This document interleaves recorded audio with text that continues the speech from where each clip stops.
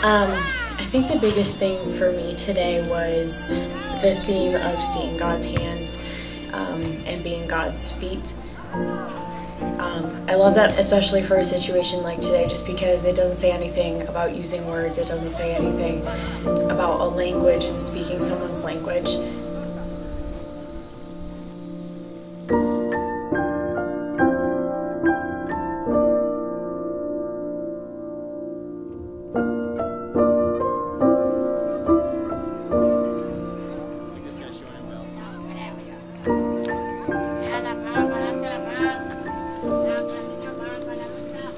I was really apprehensive about seeing the kids and not being able to really communicate with them and speaking Spanish.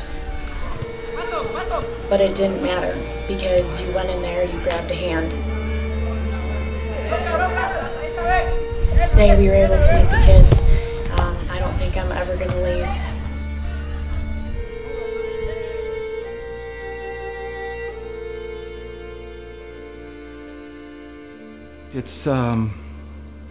It's maybe not something that I totally understand myself. You know, there's a passion in me for the children at Hogar de Niños, you know. And I oftentimes would worry about it, you know. I mean, I can be on the plane headed back home and I'm already excited about the next time I'm gonna go. I've studied a lot and realized that we're called to something more than just trying to lead a comfortable life here in the United States. And God made it very apparent to me that He wanted me to be helping in Honduras. The first time I ever went on a surf project, it was in 1989. At that point, my life was spectacular.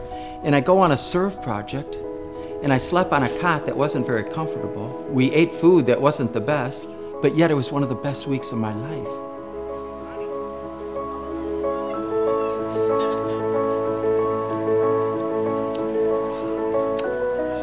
We didn't understand it at first. We would go down there and try and get as much work, you know, you could possibly accomplish. And then some little kid, you get off the bus, some little kid grabs your hand, you know, and drags you and sits down. I mean, that's transformational type stuff.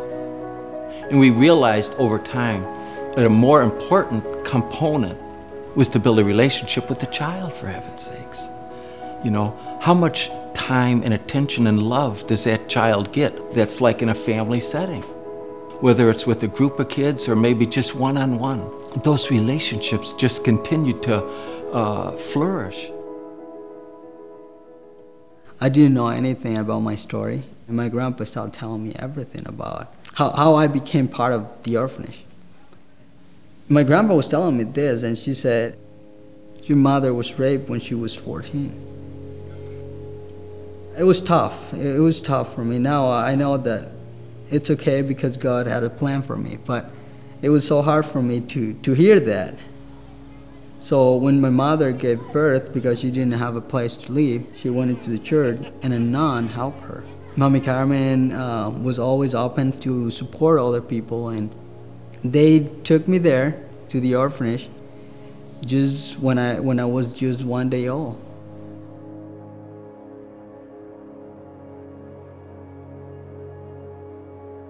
I came to Honduras for my first time in 1999. I spent the time out on the farm, and there was a little boy there, Juan Francisco, nicknamed Pancho, and after the first week I just fell in love with the little guy, and I talked to Mr. Allen and said that I would like to sponsor little boy Juan Francisco. Well, the first time I met Bernie, I just remember him giving me a candy. I was playing soccer with all my brothers and sisters. Everyone was just throwing the candies, but he had a candy and he gave it to me. We started talking, we were working together, and I was just feeling like my father was with me. I didn't know anything about a family, but I could feel that. I could feel that love through him. Our entire family feel that we've been so blessed to have Juan in our life, and what a pleasure it's been to watch him grow, not only physically and emotionally, but spiritually. I remember a time when I was in high school, a guy told me, Francisco, how do you feel being in an orphanage without parents? And I was just, it was my first time I heard that question. I started praying and asking God why I was not normal, why I didn't have a family, but I know that I have a lot of brothers, a lot of sisters, and God had a bigger family for me. So I got children as a family.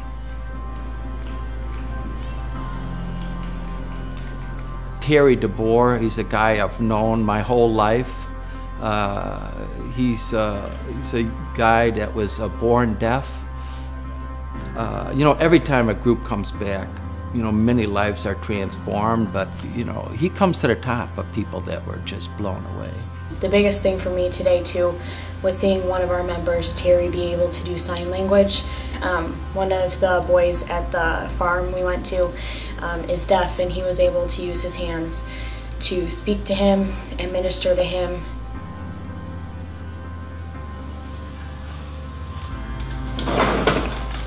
I hope you understand me.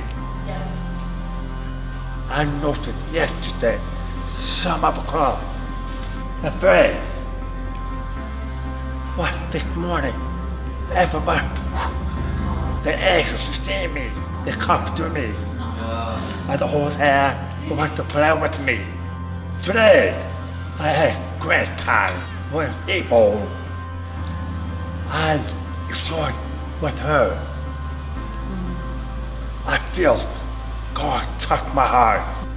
I need your prayer for me to think about, to speak to her. I'm thankful that God sent me to him to meet her. People.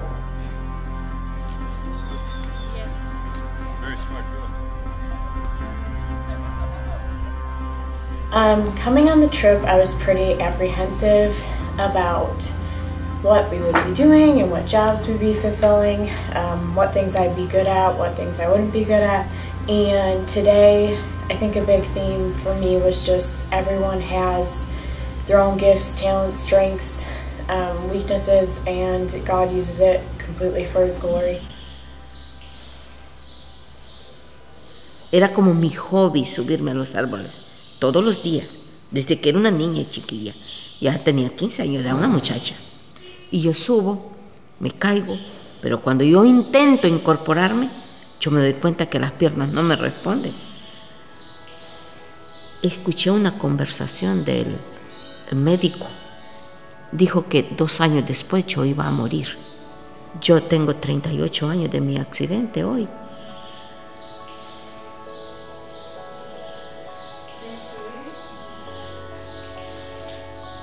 El gran provecho que puede sacar una persona con discapacidades, verdaderamente descubrir que uno por sí solo no puede vivir. Y eso yo pienso que es la mayor ganancia que yo puedo tener de la discapacidad. Aprender a abandonarme en Dios. Porque cuando a uno no le falta nada, hasta Dios le puede faltar y ni cuenta se da. En cambio, cuando no lo tiene todo, uno sabe que depende totalmente de Jesús. Y yo espero en Dios que mientras me dé vida, yo pueda continuar viendo que esto crece, pero más que todo, que los niños están creciendo. Bueno, yo nunca lo conocí a mi padrino, pero yo tenía a Alan y a Pamela y Paul, que siempre ellos estaban, sentía yo como que estaban más pendientes de mí. I continue to talk to Pedro. He's madly in love with his wife. He's a tremendous provider for her and their daughters. Anybody would be proud to call him a son. Si no hubiera sido por el hogar, tal vez yo no estuviera en este punto. Que ahora, en vez de que me ayuden a mí, ahora yo estoy ayudando al hogar.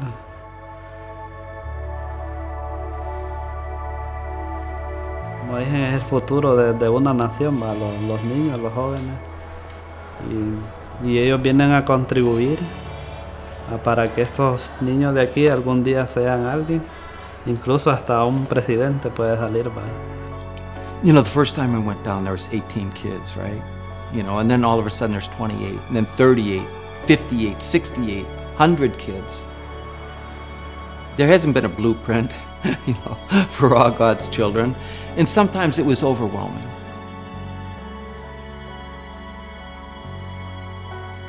I tell you what, if I go to heaven and God has to ask me, hey, I gave you an opportunity, why didn't you?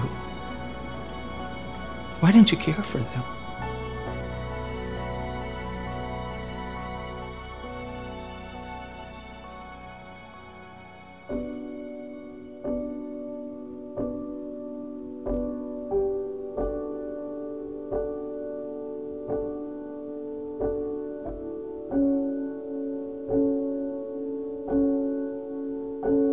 It's hard to figure out why God would even allow you to be part of something like this, right? Because we're all broken. So why would God use you?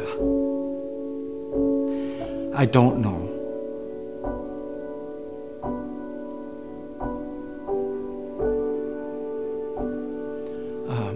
But I do consider it a privilege to be part of it.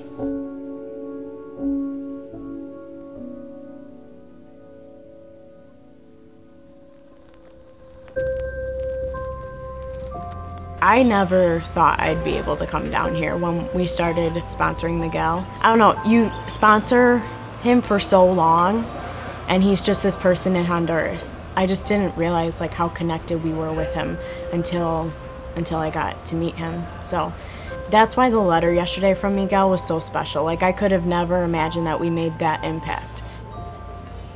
I think what mattered more was the relationship we were able to form through all the letters and words. Once again, this theme, you always think you're giving love, so much love to them, and what you actually receive back you could have never imagined. We've learned probably more from them than they have learned from us. And I look forward to the way God is going to use them in the future. He doesn't need your abilities, but he needs your availability. So take a step of faith.